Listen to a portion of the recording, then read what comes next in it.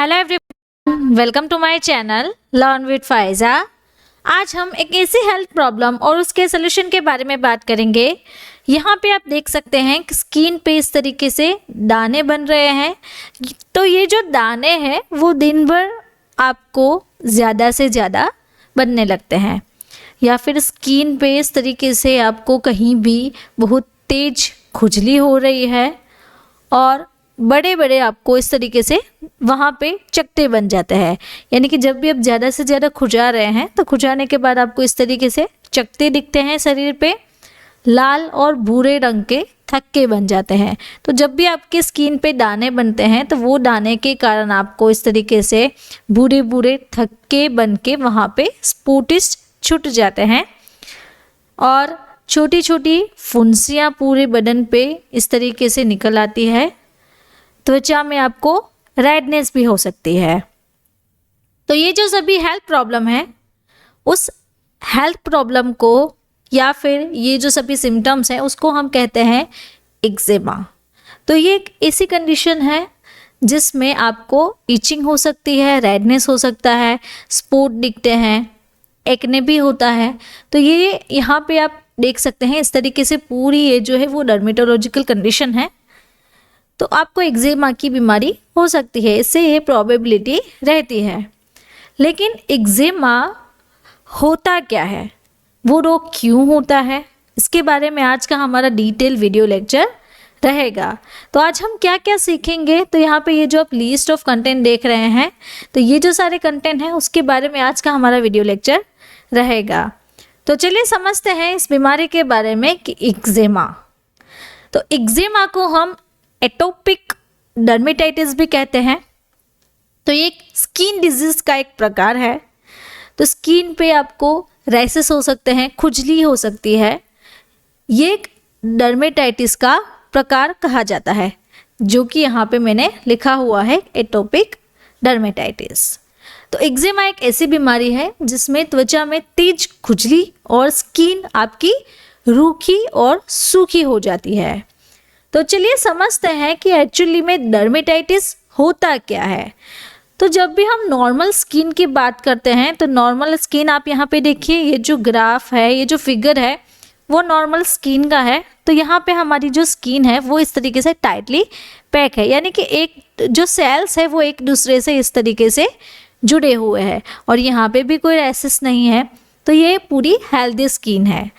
अब हम समझते हैं कि डर्मेटाइटिस में क्या होता है। तो यहाँ पे आप देखिए जो हमारी सेल है स्किन के, वो नॉर्मल में पैक है, यानी कि वो एक दूसरे से जुड़े हुए हैं। अब जब भी डर्मेटाइटिस होता है तो ये स्किन के सेल के बीच में जगह हो जाती है। तो जब भी ये जगह होती है तो बाहर की जो एलर्जिक रिएक्शंस होती है, जो बाहर के माइक्रोब्स होते हैं, वो इस जगह के अंदर से बॉडी के अंदर पेनिट्रेट होते हैं, यानी कि वो सेल के अंदर चले जाते हैं। जिसके कारण क्या होता है कि ये जो एलर्जेंस हैं वो ये खाली जगह है उसके बीच में फिल हो जाते हैं, जिसके कारण आपको खुजली होती है और आपका जो सेल का नरिशमेंट होता है उसमें से आपका वाटर चला जाता है, फैट निकल जाता है। उसके कारण आपको स्किन जो है वो ड्राई हो जाती है। वेदर कंडीशन में आपको स्किन पे ज़्यादा खुजली होती है। तो इसे कहते हैं हम डर्मेटाइटिस। वीडियो के बीच में मैं आपको बताना चाहती हूँ, हमारी एक बुक है जिसका नाम है डिजीज एंड ट्रीटमेंट, यानी कि बीमारियाँ और उनका उपचार। तो यहाँ पे इस वीडियो में आप देख सकते हैं इस तरीके से पूरी कलर प्रिंटेड बुक आएगी। अगर आपको ये बुक चाहिए तो इसके लिए आप हमें इस व्हाट्सएप नंबर के थ्रू कॉन्टेक्ट करें और अपनी जो बुक है वो ऑनली ₹749 में अपने घर पे फ्री डिलीवरी में मंगवा सकते हैं। अब बात करते हैं second topic, that is causes, यानी कि इस बीमारी का कारण क्या है, किस वजह से होता है। तो एक्जिमा का सबसे पहला जो कारण रहता है वो है इम्यून सिस्टम।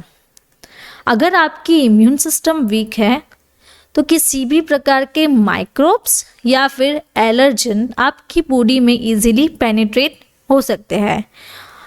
जब भी आपकी बॉडी में पेनिट्रेशन हो गया तो आपकी स्किन ड्राई हो जाएगी। उसके कारण आपको क्या होगा, ईचिंग करने का मन होगा, यानी कि स्क्रैचेस हो जाएंगे। तो आपकी जो इम्यून सिस्टम है वहाँ पे एक बार ये एंटर हो गया तो उसके बाद क्या होगा, आपकी स्किन की एबनॉर्मलिटीज़ हो जाएगी और आपको अस्थमा है, एलर्जी है, और एक्जिमा का एक टाइप भी कह सकते हैं। इसी कंडीशन में आपको बीमारियां हो सकती है। तो स्किन कंडीशन जैसे कि एक्जिमा, सोराइसिस, ड्राई स्किन होना, या फिर कहीं बार डायबिटीज़ में भी ये प्रॉब्लम हो सकती है। अगर किसी को एलर्जी से हाइपर सेंसिटिविटी है या फिर कोई रिएक्शंस हुए हैं तो इस कंडीशन में भी एक्जिमा पेशेंट को हो सकता है। अब बात करते हैं कि इम्यून सिस्टम, वो तो हमने पहले देख लिया। इम्यून सिस्टम वीक होना भी एक कारण रहता है। स्किन पे कहीं तरह के इन्फेक्शन हो सकते हैं, या फिर कहीं बार ऐसा होता है कि वेदर कंडीशंस अफेक्ट करती है, जैसे कि कोल्ड वेदर में ड्राई स्किन हो सकती है, ड्राई वेदर में भी किसी को इचिंग रह सकती है, या फिर कोई कड़ी धूप में बाहर निकल रहा है तो उसे सीवियर सनबर्न हो सकता है। स्ट्रेस भी एक कारण रहता है।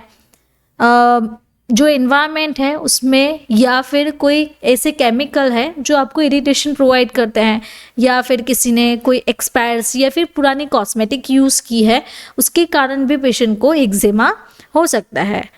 और कहीं ऐसे पैरासाइटिस होते हैं जैसे कि pinworm, scabies, head and body lice. तो ये एक लाइस का प्रकार है, इसमें भी आपको खुजली हो सकती है। और प्रेगनेंसी के दौरान भी आपको खुजली हो सकती है।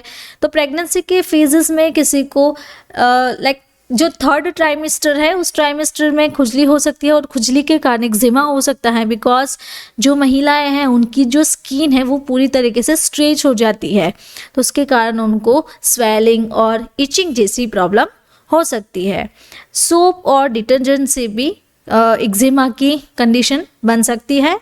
देन उसके बाद बात करें तो अगर किसी को liver, kidney disease, thyroid disease है, यानी कि थायराइड डिजीज़ में भी ये एक ऑटोइम्यून डिसीज़ है, तो उसमें भी यहाँ पे आप देखिए इस तरीके से रेडनेस बन जाती है। अगर किसी को किसी प्रकार का कैंसर है या फिर कैंसर की कोई मेडिसिन ले रहे हैं तो उसकी भी साइड इफ़ेक्ट्स के कारण हो सकता है। और नर्वस सिस्टम भी एक ऐसा फैक्टर है जो कि एक्जिमा को अफेक्ट करता है। तो ये जो सारे कारण हैं उस कारण से पेशेंट को एक्जिमा हो सकता है। सिम्टम्स के बारे में देखते हैं कि इसके लक्षण क्या है, कैसे लक्षण दिखते हैं। तो पेशेंट की जो स्किन है वहाँ पे ज़्यादा इचिंग हो सकती है। इचिंग के कारण स्किन पे बम्प्स बन सकते हैं, यानी कि जो चकते हैं वो हो सकते हैं। स्वेलिंग हो सकती है, पैचेस बन जा सकते हैं। तो यहाँ पे आप देखिए ये जो है वो इस तरीके से पैचेस बने हुए हैं खुजली करने के बाद में। इरिटेशन रहना, रैसेस हो जाना, स्किन कंप्लीटली ड्राई हो जाना, बिकॉज वाटर आपका जो है वो निकल जाता है और उसके कारण आपकी स्किन जो है वो ड्राई हो जाती है। तो एबनॉर्मल सेंसेशन जैसा भी फील हो सकता है। डायग्नोसिस के बारे में सीखते हैं कि इसका निदान क्या है। सबसे पहले पेशेंट की फिजिकल एग्जामिनेशन होगी, मेडिकल हिस्ट्री चेक होगी। जैसे कि हमने पहले ही एक फैक्टर देख लिया कि मेडिसिन की वजह से भी किसी को इचिंग हो सकती है, या फिर पुरानी कॉस्मेटिक। तो ऐसे भी फैक्टर अफेक्ट करते हैं जिसमें मेडिकल हिस्ट्री चेक करते हैं, ब्लड और एंड यूरिन टेस्ट हो सकता है, और स्किन की बायोप्सी। यानी कि ये जो आपको देख रहे हैं इसमें इसका जो डायमीटर है उससे भी लेके या फिर स्किन को कलेक्ट करके भी इसका माइक्रोस्कोपी करके डायग्नोसिस कर सकते हैं। अब बात करते हैं इसका इलाज क्या है, कैसे एक्जिमा ठीक हो सकता है। तो एक्जिमा ठीक करने के लिए सबसे पहले जो है वो है cold compress application of affected part. तो कोल्ड कंप्रेस में आप आइस यूज़ कर सकते हैं। एलोवेरा का आप जूस निकाल के उसका भी आइस बना सकते हैं, तो उसे भी आप स्किन को पैट करके यूज़ कर सकते हैं। कोल्ड कंप्रेशन थेरापी दे सकते हैं। स्किन का अगर मॉइस्चर कम हो गया है, ड्राई स्किन हो गई है, तो मॉइस्चराइजिंग लोशंस, एजेंट्स लगा सकते हैं। लुकवार्म वाटर या फिर ओट मिल से आप बाथ ले सकते हैं, या फिर नीम एक्सट्रैक्ट जो है उससे भी आप बाथ ले सकते हैं, जिससे आपकी इचिंग जो है वो कम हो सकती है।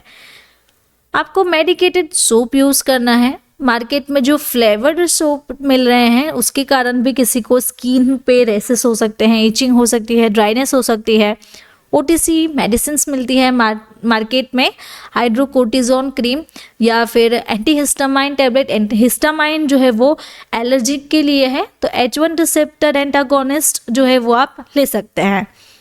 अब मेडिसिन के बारे में बात करते हैं, तो अगर किसी की स्किन ड्राई है तो ड्राई स्किन के लिए आप मॉइस्चराइजर्स लगा सकते हैं, जैसे कि सनटूर है, नेविया है, वैसलीन है। ऐसे मार्केट में बहुत सारे प्रोडक्ट मिलते हैं, तो दिन में 2 से 3 बार अप्लाई करें। और किसी को एक्जिमा प्रॉपर है, डिजीज आइडेंटिफाई हो गया है, उसके लिए यूसेरीन नाम की आपकी मार्केट में क्रीम आती है, तो ये प्रॉपर एक्जिमा के लिए है। इसे भी आपको दिन में 2 से 3 बार अप्लाई करना है।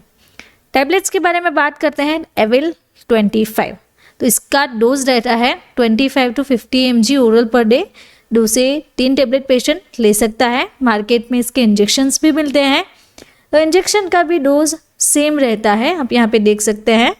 देन CPM क्लोरफेनेरामाइन मेलेट, यहाँ पे सस्टेन रिलीज टैबलेट है, तो 2 से 4 mg का इसका डोज रहता है। ओरली टैबलेट्स भी अवेलेबल रहते हैं और इंट्रामस्क्यूलर इंजेक्शंस भी अवेलेबल है। लोराटेडिन टैबलेट कैडिला फार्मा बनाती है, तो 10 mg पर डे ओरली इसका सिंगल थेरापी, दिन में 1 बार इसका डोज रहता है। नाउ वीडियो के बीच में मैं आपको बताना चाहती हूँ, हमारी एक बुक है, तो बुक का रिव्यू आप यहाँ पे देख सकते हैं। इस तरीके से कलर प्रिंटेड बुक आएगी। तो अगर आपको ये बुक चाहिए तो उसके लिए आप हमें इस व्हाट्सएप नंबर के थ्रू कांटेक्ट करें और आपको बुक के बारे में सारी डिटेल जानकारी मिल जाएगी। नाउ अब बात करते हैं आगे कि अदर मेडिसिन क्या है। यहाँ पे आपको सेट्रिजिन भी सजेस्ट करते हैं, तो सेट्रिजिन भी आपको एलर्जिक में काम आती है, तो 10 mg इसका डोज रहता है। और मार्केट में दूसरी भी मिलती है 5 mg डोज में, तो 5 mg अगर कोई पेशेंट ले रहा है तो दिन में 2 से 3 बार, अगर कोई 10 mg ले रहा है तो दिन में 1 बार सजेस्ट की जा सकती है। यहाँ पे चरक कंपनी भी एक्जिमा की मेडिसिन बनाती है, उसका नाम है टेक्जिमा। तो टेक्जिमा यहाँ पे 30 के पैक में अवेलेबल रहता है, तो आपको 1 से 2 टैबलेट दिन में 2 बार लेनी होती है। SBL की पेट्रोलियम होम्योपैथिक मेडिसिन में आपको क्रीम मिल जाती है, तो ये जो क्रीम है उसे 2 से 3 बार अप्लाई करना है जहाँ पे भी आपकी स्किन पे इचिंग हो रही है। नाउ बर्फानी एक्सोनेल, तो ये एक ऑइंटमेंट है, उसकी नंबर ऑफ बेनिफिट्स है, क्विक एक्शन देती है, हर्बल अच्छी मेडिसिन है, 100% नेचुरल हर्ब से बनी हुई है। तो यहाँ पे आप देख सकते हैं रिंगवॉर्म में भी ले सकते हैं, स्किन पे रैसेस भी होता है जब भी, तब आप इसे ले सकते हैं, तो आपको इंस्टेंट रिलीफ प्रोवाइड करवाएगा। तो दिन में 2 से 3 बार इसे भी आप अप्लाई कर सकते हैं। नाउ अगर किसी का रूट कोज ये है कि उसे फंगल इन्फेक्शन हुआ है, तो फंगल इन्फेक्शन के कारण उसको एक्जिमा हुआ है, तो यहाँ पे आप ये जो लिस्ट ऑफ ड्रग ले रहे हैं एंटी फंगल्स मेडिसिन, तो ये भी पेशेंट को सजेस्ट की जा सकती है। तो मार्केट में क्रीम भी अवेलेबल है, ऑइंटमेंट भी है, टैबलेट्स भी है, तो ये जो सारी मेडिसिन हैं फंगल की वो आप पेशेंट को सजेस्ट करें, इससे अच्छा आपको रिजल्ट मिलेगा। तो अगर आपको मेरा ये वीडियो अच्छा लगा तो आपको ये वीडियो भी अच्छा लगेगा। ऐसे ही डिजीज एंड मेडिसिन के बारे में जानकारी चाहिए तो आप मेरे चैनल को यहाँ से सब्सक्राइब करें और बेल आइकॉन को टर्न करना ना भूलें। Thank you for watching my video.